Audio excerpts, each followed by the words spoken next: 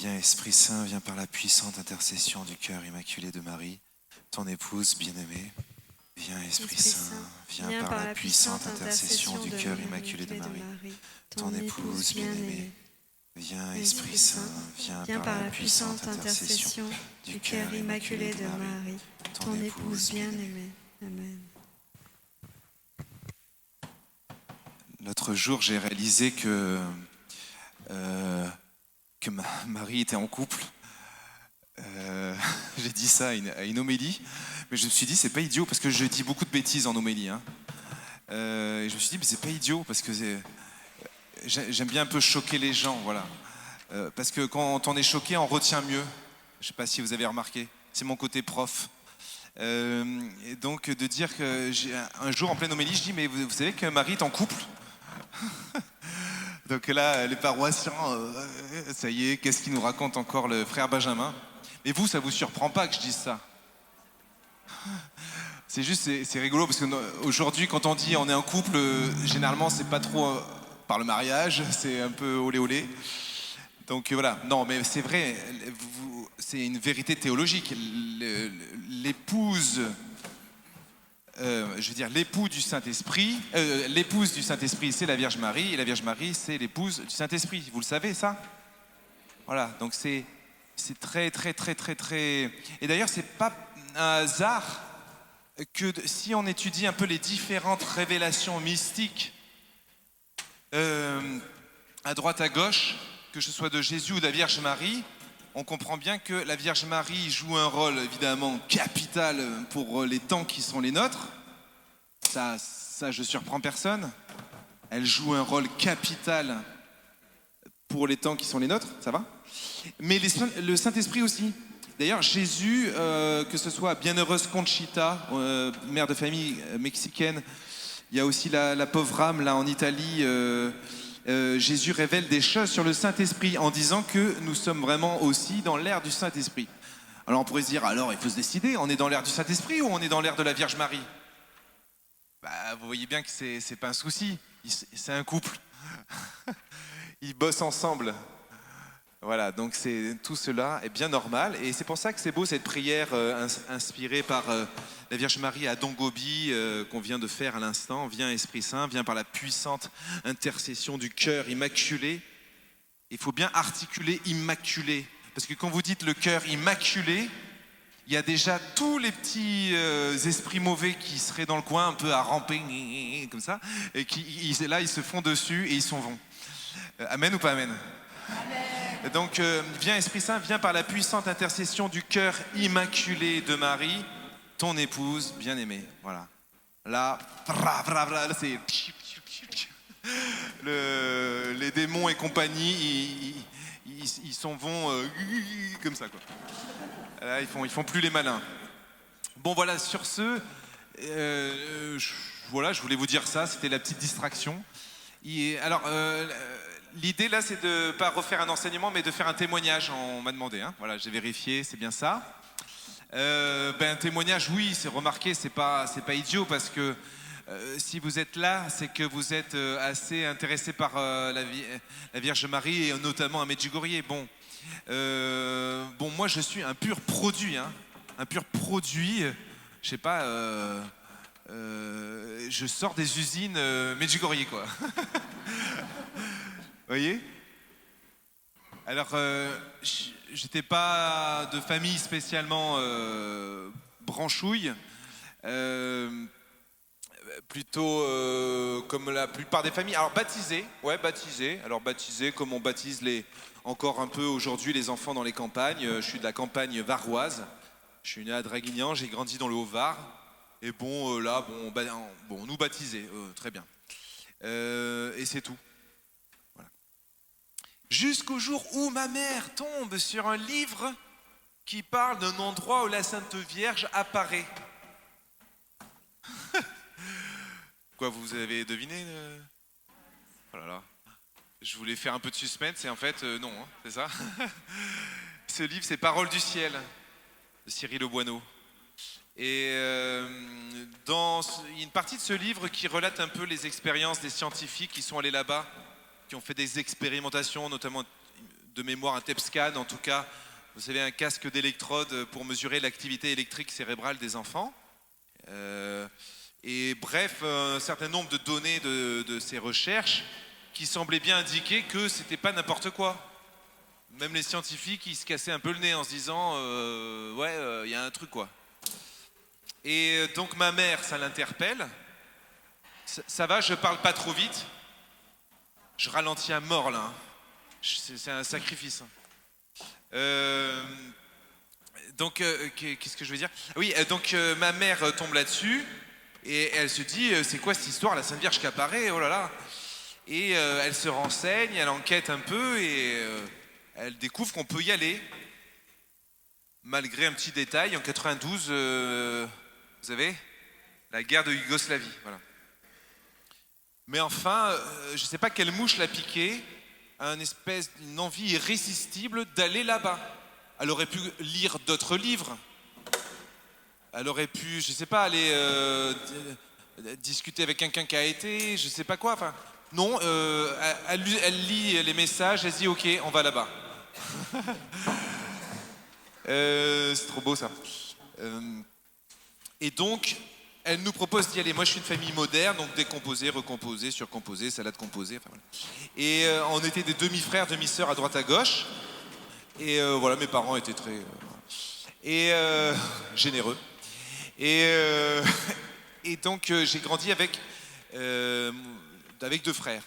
Donc, à l'époque, l'aîné avait 21 ans, l'autre 16 ans, et moi, j'avais 9 ans.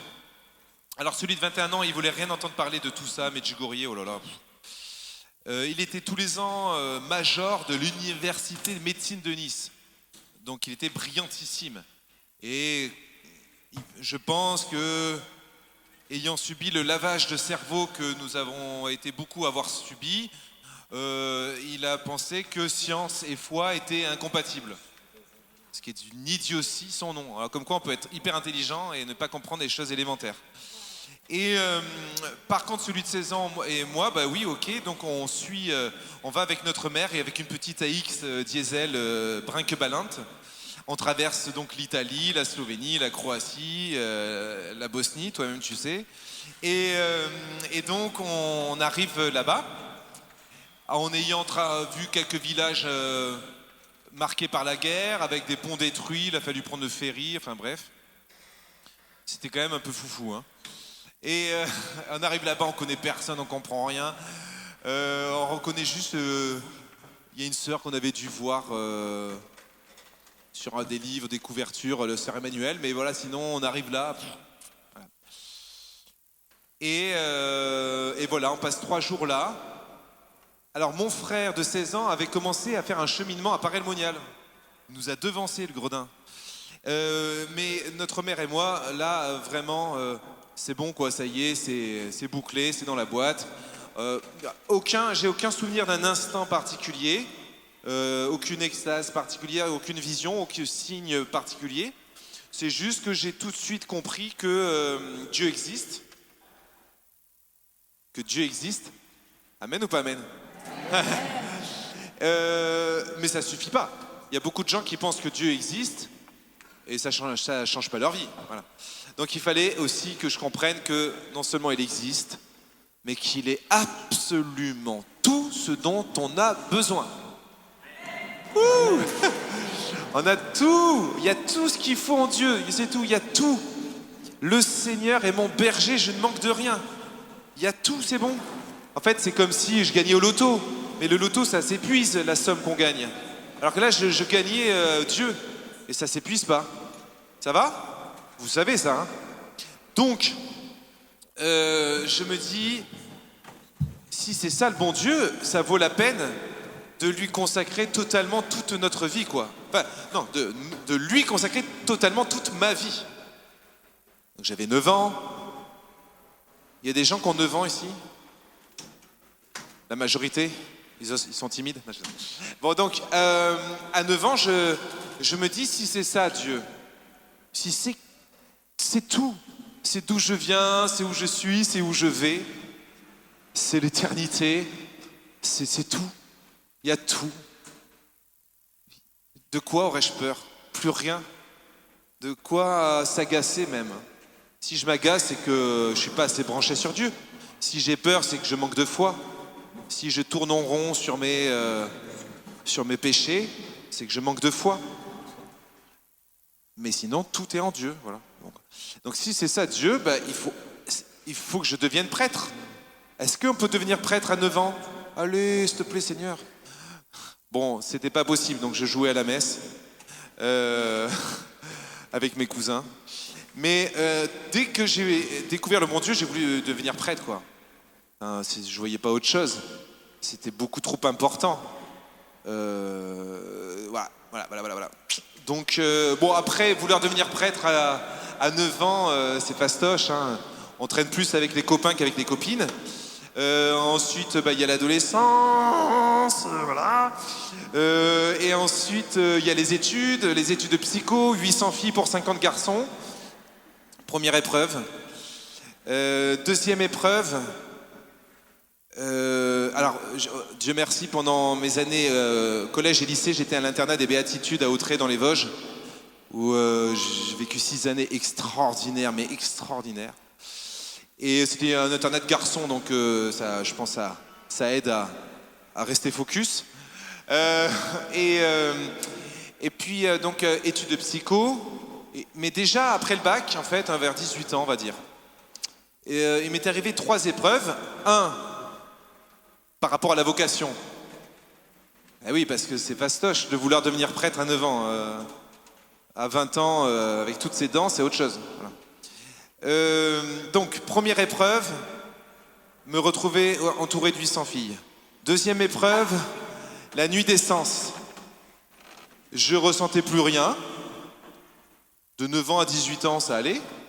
Plutôt à fond, hein. Ah oui, parce que j'ai oublié de dire, dès qu'on est revenu de Medjugorje, c'était messe tous les jours, chapelet tous les jours. On se dépêchait le soir pour être à la messe tous les jours.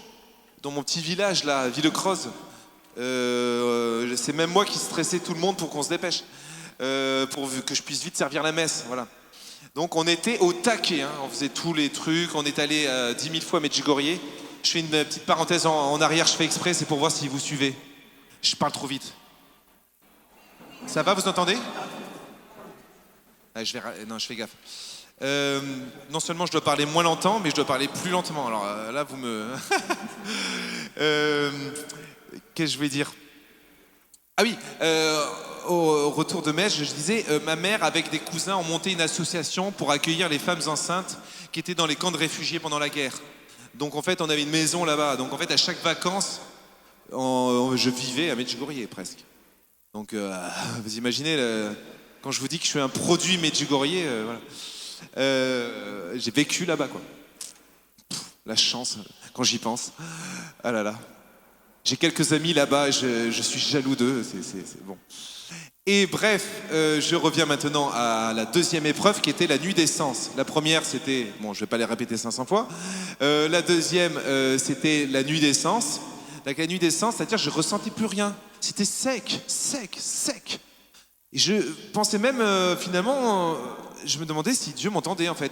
Et j'étais pas loin de me demander si Dieu... Alors peut-être pas, je pensais qu'il existait quand même, mais je sais pas, j'ai l'impression que c'était bizarre, quoi. Ça vous est pas déjà arrivé, ça? La sécheresse, quoi. Vous ressentez plus rien, vous allez à des événements comme Medjugorje et vous ressentez rien. Alors vous êtes déçus parce que vous vous êtes dit, ouais, ça va être bien, il y a l'onction de Medjugorje et tout. Et vous ressentez rien. Et ben moi c'était ça tout le temps. Et troisième épreuve, la nuit de la foi, voilà. Donc là, je savais plus du tout où j'en étais. Je doutais de tout. Je faisais mienne toutes les questions du monde dans lequel je baignais. L'Eucharistie, l'hostie, vraiment le corps du Christ. Non, mais c'est un symbole. Je veux dire, c'est... Ça m'arrivait de pleurer à la messe, mais pas parce que j'étais touché, mais parce que j'étais pas touché. Voilà. Et je me dis, j'avais cette hostie dans les mains, parce qu'à l'époque on communiait dans la main, bon, on savait pas. Et donc j'avais l'hostie dans la main. Avant de la prendre comme ça, je me disais, ça c'est âme et divinité de notre Seigneur Jésus-Christ. Voilà, je doutais de tout. La Vierge Marie même, finalement, j'avais quelques doutes. Et l'église. Déjà à l'époque, je voyais des contradictions entre les gens d'église, qu'ils soient prêtres ou pas d'ailleurs. Et bref, tout partait en cacahuète de ce côté-là. Alors, qu'est-ce qu'il fallait faire dans ce cas-là? Soit on plaque tout, comme au bout d'un certain nombre de mois de relations amoureuses, que les hormones, les phéromones, les neurones, etc., ils commencent à être fatigués de générer la sensation de sentiments amoureux.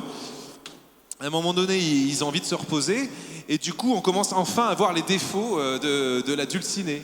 Puis vous transposez, mesdames. Donc là, c'était un peu comme ça. C'était un peu comme la courbe des sentiments.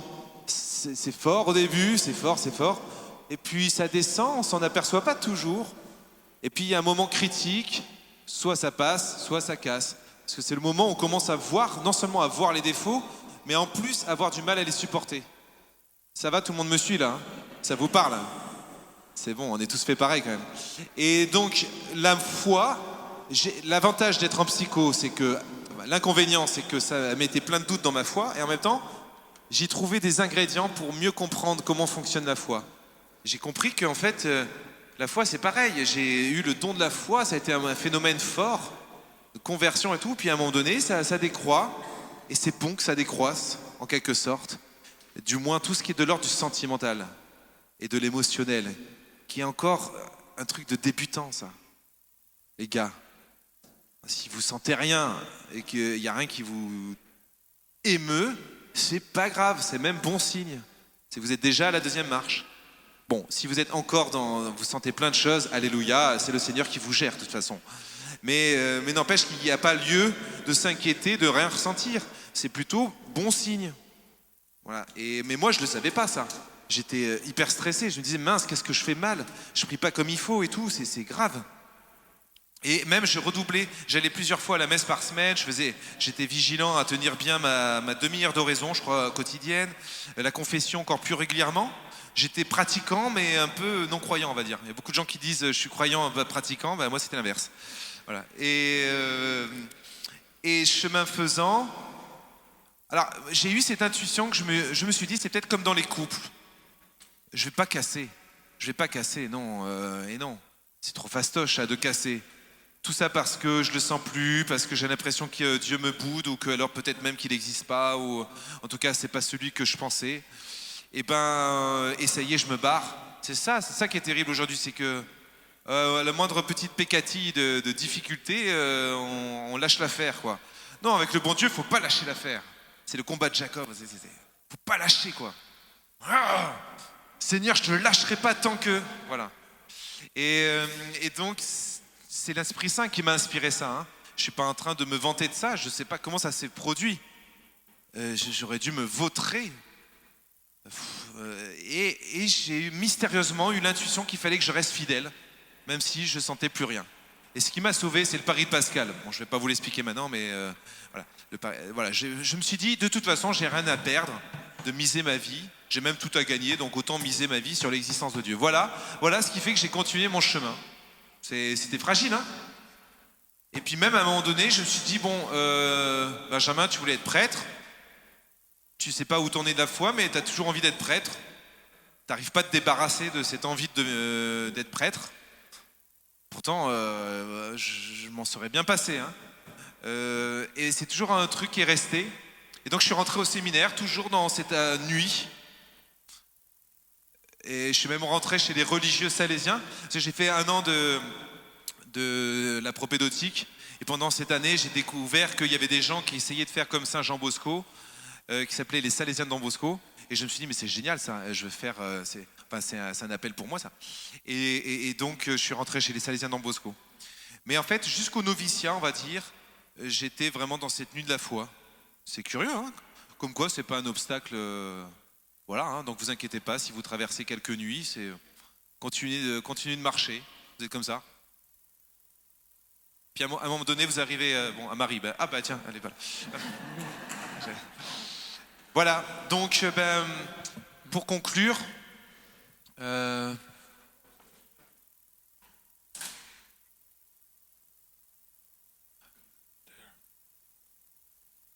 Ouais, c'est fou.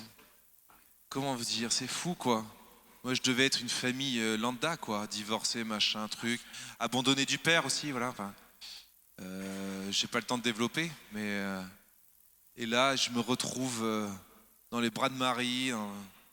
C'est juste improbable, inimaginable. Je sais pas quelle mouche a piqué la Vierge Marie.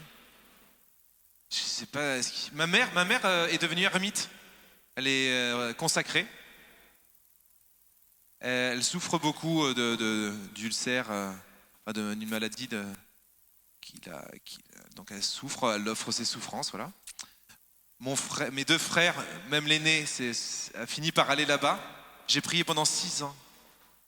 Comme ça, mais Vierge Marie, quand même, il va se convertir, zut, flûte. Et il a fini par y aller grâce au harcèlement. À l'époque, c'était légal. De ma mère, il a fini par y aller. Vous savez, les mères. Hein. Et il s'est pris la grosse claque habituelle qu'on se prend quand on va à Medjugorje. Et mes deux frères ont pensé au sacerdoce aussi. Puis finalement, ils ont fondé des familles. Puis c'est bien parce que comme moi je suis prêtre, eux du coup ils font les enfants que je n'aurais pas. Donc mon frère aîné a 10 enfants, celui dont je viens de vous parler, et l'autre 5, voilà. Il a perdu sa première épouse, mais voilà. Et donc voilà, on s'est réparti les tâches. Voilà. Et si peut-être une dernière chose quand même, vous dire que dans cette sécheresse, alors c'était 20 ans après la conversion, donc c'était 2012. Je suis retourné à Medjugorje pour fêter les 20 ans de conversion. Sauf que je vous dis, j'étais largué. Je ne savais plus où j'en étais. J'étais déjà religieux, hein, mais ma foi, elle était... J'avais même quelques doutes. Et puis, vous savez, chez les Français, on aime bien en faire des pataquès sur les critiques sur Medjugorje, alors qu'on ne s'est même pas penché sur les études scientifiques, qui à la limite suffisent déjà pour nous donner des ingrédients valides de ce qui se passe là-bas. Et voilà, ah oui, mais c'est pas reconnu. Donc on passe son temps à dire ça. Du coup, on finit par propager un esprit de doute qui repose sur pas grand-chose. Parce que les gens qui disent ça, ils n'ont pas étudié les dossiers scientifiques. Hein. Bref, j'étais un peu sceptique en retournant là-bas. Ah ouais, il faut que je vous raconte ça rapido. Mais je me dis quand même, je dois toute mon existence.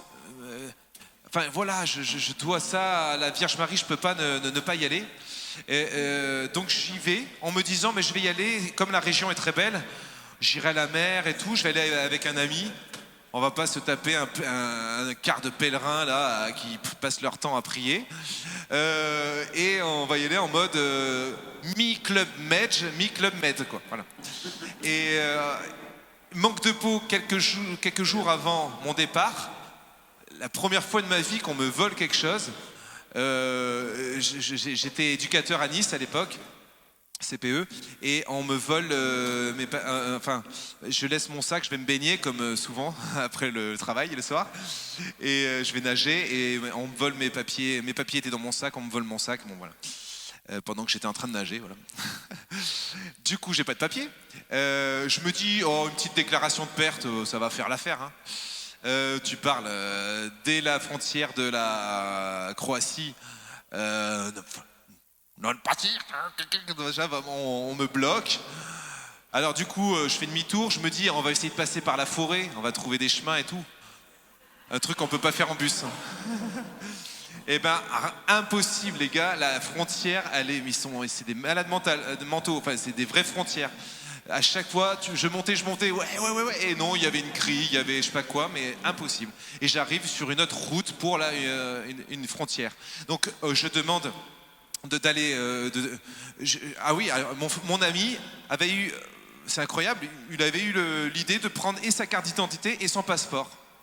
Donc, je donne les deux, et là, je pense qu'il pense que c'est la carte d'identité de l'un et le passeport de l'autre. Il doit regarder rapidement et ça passe. Et il faut savoir que c'est à partir de là déjà, au premier refus, que notre club Med s'est transformé en club Medj, c'est-à-dire qu'on a commencé à sortir les chapelets. Parce qu'on s'est dit, ah non, on a traversé toute l'Italie,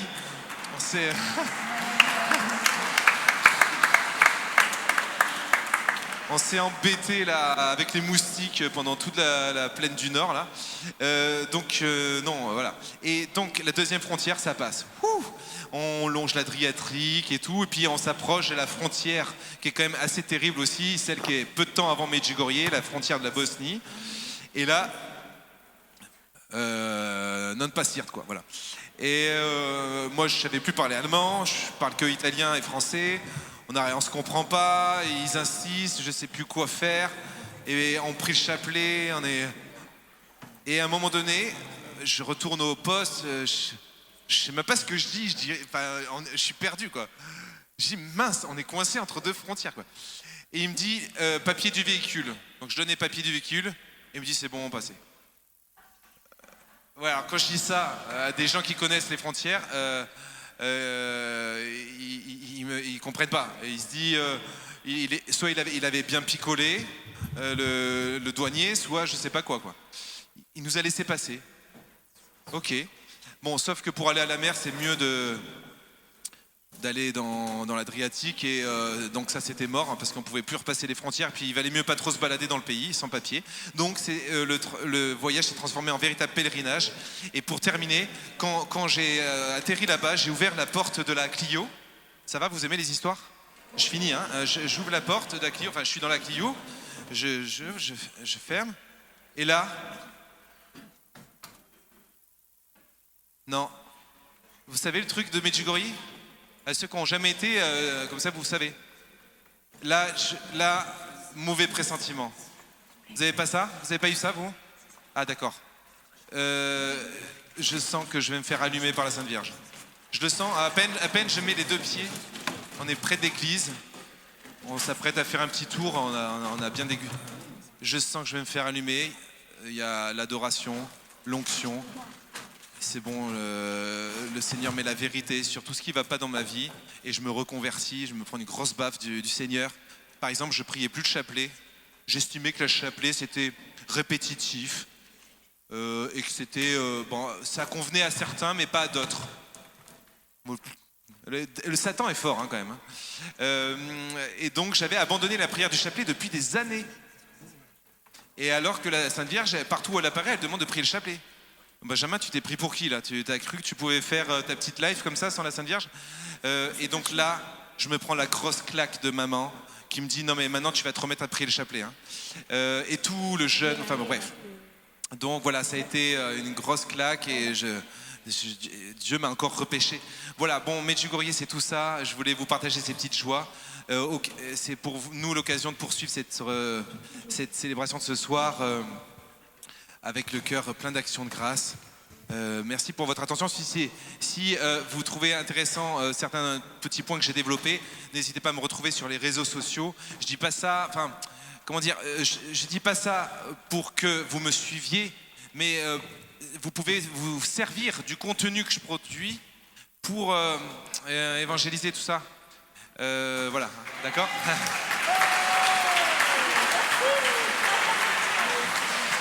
Voilà, si vous avez un petit-fils qui s'est éloigné de la foi, bah, vous lui envoyez des vidéos du frère Benjamin. Donc frère Benjamin sur tous les réseaux sociaux. Il y a aussi un livre qui est en vente là dans la petite cour. Donc voilà, c'est tous des moyens que le Seigneur m'a propulsé un peu dans ces moyens, à travers la chanson aussi. Je traîne dans des milieux loin de la foi, à travers la chanson, pour rejoindre les gens les plus loin. Je traîne quasiment jamais, à part ce soir, avec des cathos. Donc je suis content, il n'y a pas de souci. Mais voilà, merci beaucoup de votre attention.